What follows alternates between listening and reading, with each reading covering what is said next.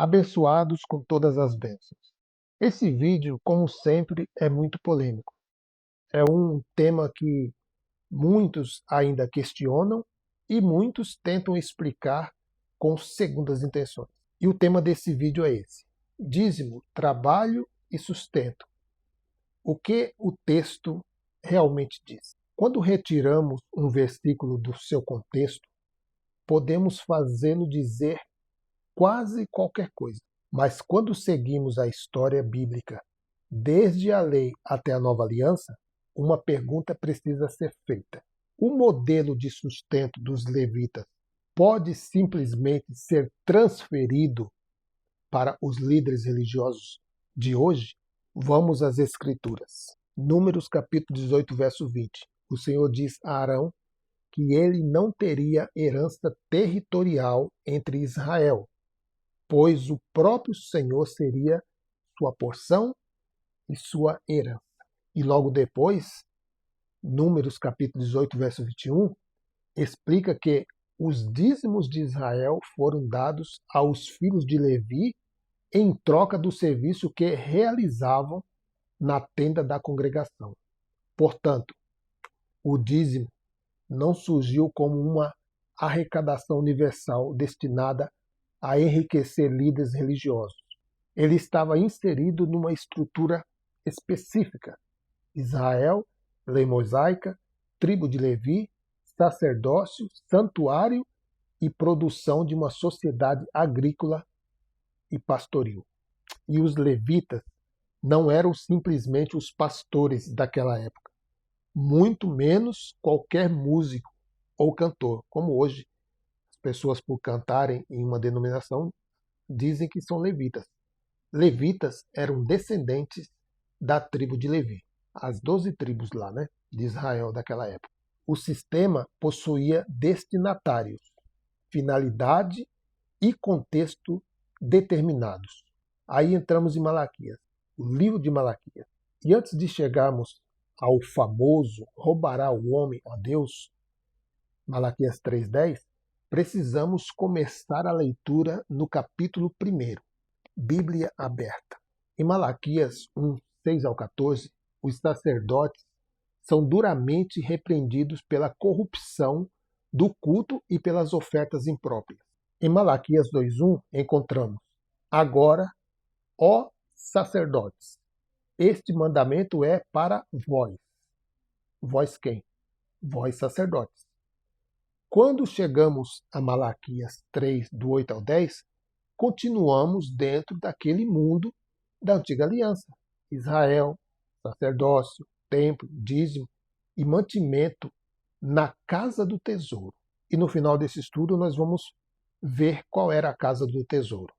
Malaquias 3:9 também envolve toda a nação. Portanto, não precisamos alterar o texto para fazer a crítica. A pergunta é muito mais simples. Onde Malaquias transforma essa ordenança de Israel numa cobrança de 10% do salário dos cristãos para sustentar instituições religiosas da nova aliança? Esse texto não existe. E eu quero trazer aqui o exemplo do apóstolo Paulo.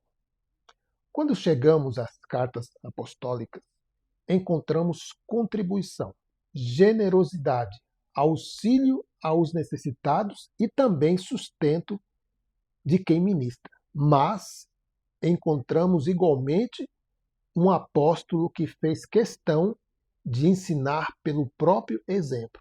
Em Atos capítulo 18, verso 3, o apóstolo Paulo aparece trabalhando em seu ofício. Em Atos capítulo 20, verso 33 ao 35, ele recorda que não cobiçou prata, ouro ou roupas de ninguém e afirma que suas próprias mãos trabalharam para suprir suas necessidades e as daqueles que estavam com ele. Em 1 Tessalonicenses capítulo 2, verso 9, o próprio apóstolo Paulo lembra aos irmãos de seu labor e fadiga, trabalhando noite e dia para não ser pesado a ninguém.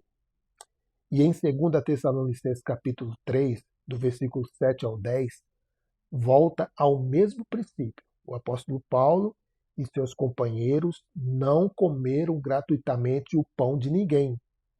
Trabalharam com esforço para não serem pesados aos irmãos. E então vem a conhecida declaração: se alguém não quiser trabalhar, também não coma. Em 1 de Coríntios capítulo 9, o apóstolo Paulo reconhece que aquele que anuncia o evangelho pode receber sustento, não é riqueza, é sustento. Sustento é uma coisa, né? Adquirir riquezas ilícitas é outra coisa.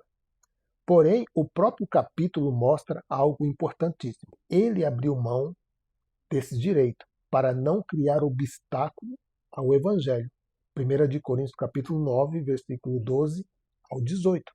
Portanto, a questão não é dizer que ninguém jamais possa receber ajuda. A ajuda voluntária é uma coisa. Transformar o dízimo levítico em obrigação financeira cristã é outra coisa. O apóstolo Paulo também estabeleceu o princípio da contribuição voluntária. Em 2 de Coríntios 9:7, cada um contribua segundo propôs no coração, não com tristeza ou por constrangimento. Você lembra lá em Gênesis, do suor do teu rosto comerás o teu pão? Então, o princípio do trabalho aparece desde lá de Gênesis. No suor do teu rosto comerás o teu pão. Gênesis capítulo 3, verso 19. O texto diz, do teu rosto. E o apóstolo Paulo, séculos depois, demonstra pessoalmente a dignidade de trabalhar e não se tornar desnecessariamente pesado aos irmãos.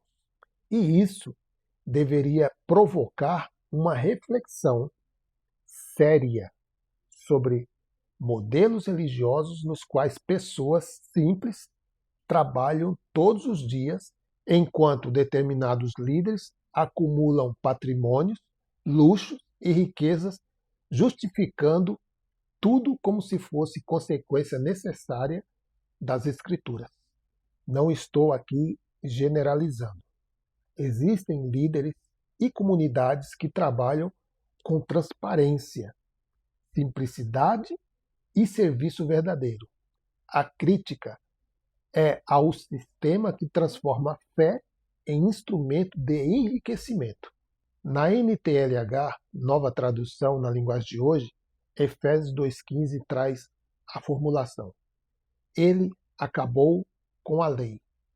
Outras traduções vertem a expressão de maneira como aboliu ou desfez a lei dos mandamentos, expressa em ordenanças.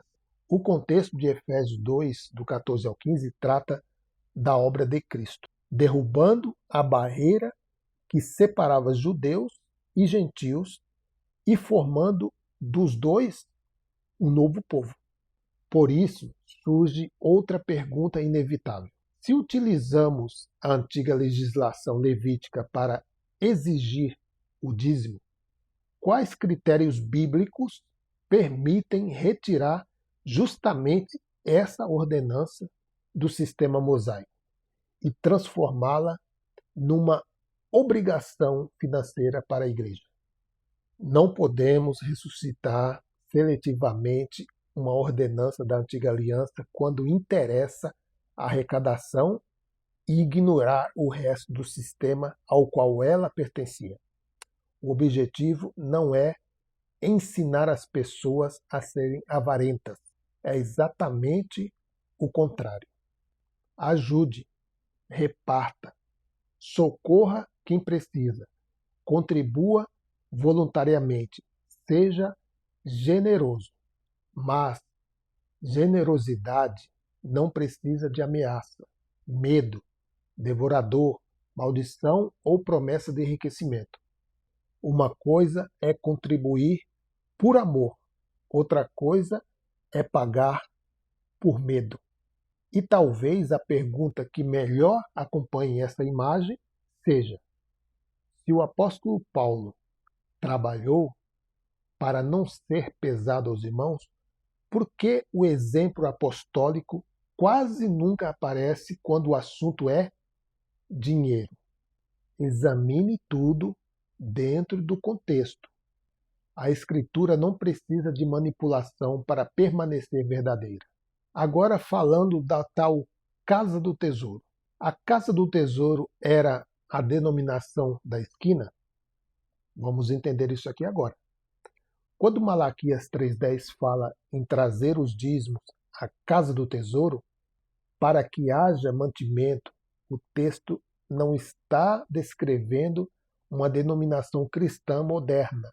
Estamos dentro da estrutura religiosa de Israel. Templo, sacerdócio, levitas, depósito e mantimentos relacionados à antiga aliança.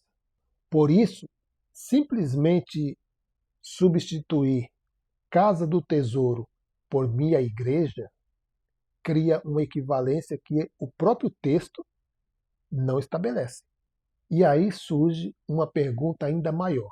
Se o dízimo deveria continuar como obrigação da nova aliança, por que não encontramos Jesus, os discípulos e o apóstolo Paulo instituindo essa cobrança para as comunidades cristãs?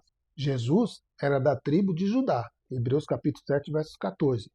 A maioria dos discípulos de Jesus era da Galileia, e isso pode sugerir vínculos com populações estabelecidas nos antigos territórios de tribos como Zebulon e Naftali. Mas seria apenas uma dedução geográfica. O Novo Testamento não fornece a genealogia tribal dos 12 necessária. Para afirmar a qual tribo cada um pertencia, o que podemos afirmar é que nenhum deles é apresentado nas Escrituras como levita, nem como alguém que recebeu o direito levítico de recolher os dízimos de Israel. O apóstolo Paulo ele declara pertencer à tribo de Benjamim, está lá em Filipenses 3,5. O sistema levítico possuía destinatários específicos. O dízimo dado aos levitas faziam parte da herança concedida a eles, em razão do serviço que desempenhavam. Está lá em Números capítulo 18, verso 21 ao 24. Isso torna muito significativa a ausência de uma ordem apostólica dizendo às igrejas: entregue 10% de seus rendimentos aos líderes cristãos. Essa ordem simplesmente não aparece. E aí surge aquela famosa pergunta que muitos adotam como regra incontestável.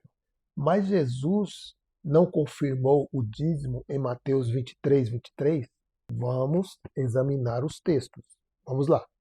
Jesus disse aos escribas e fariseus: ai de vocês, dão o dízimo da hortelã, do endo e do cominho, mas têm negligenciado os preceitos mais importantes da lei: a justiça, a misericórdia e a fidelidade. O contexto precisa ser respeitado.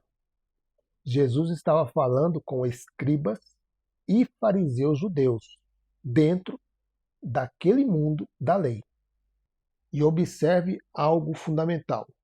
O próprio Jesus chama justiça, misericórdia e fidelidade de assuntos da lei.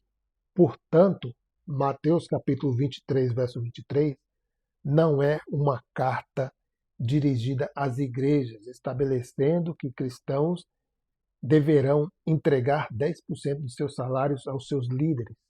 É uma repreensão à hipocrisia religiosa de homens extremamente religiosos nas minúcias da lei, enquanto negligenciavam aquilo que nela era mais importante. Ou seja, transformar essa repreensão em um sistema financeiro para a igreja exige demonstrar algo que o texto não demonstra. Chegamos também em um ponto que eles muito usam, Hebreus 7. Talvez seja ainda mais interessante. O capítulo menciona Abraão dando a 10ª parte a Melquisedeque e também fala dos filhos de Levi que, segundo a lei, possuíam mandamentos para receber dízimos do povo, que eram as 11 tribos. Mas qual é o assunto central do capítulo? A superioridade do sacerdócio de Cristo. Hebreus utiliza Melquisedeque e o sistema levítico numa argumentação sobre sacerdócio, tanto que o próprio capítulo declara: pois quando se muda o sacerdócio, necessariamente há também mudança de lei. Hebreus capítulo 7, verso 12. E Hebreus 7,14 reconhece expressamente: Jesus procedeu de Judá, tribo acerca da qual Moisés nada falou relativamente ao sacerdócio. Isso cria uma pergunta extraordinária. Se Hebreus 7 estivesse instituindo o dízimo cristão para ministros segundo a ordem de Melquisedeque, onde está o capítulo ou versículo ordenando os cristãos entregarem 10% aos seus líderes? Não manda. O texto menciona o dízimo como parte do argumento histórico e sacerdotal. Mencionar o dízimo não significa instituí-lo novamente. E existe uma pergunta ainda mais simples. Se Jesus é o grande sacerdote, segundo a ordem de Melquisedeque, onde encontramos Jesus cobrando dízimo durante seu ministério? Diga-se de passagens, foram 3 anos e meio.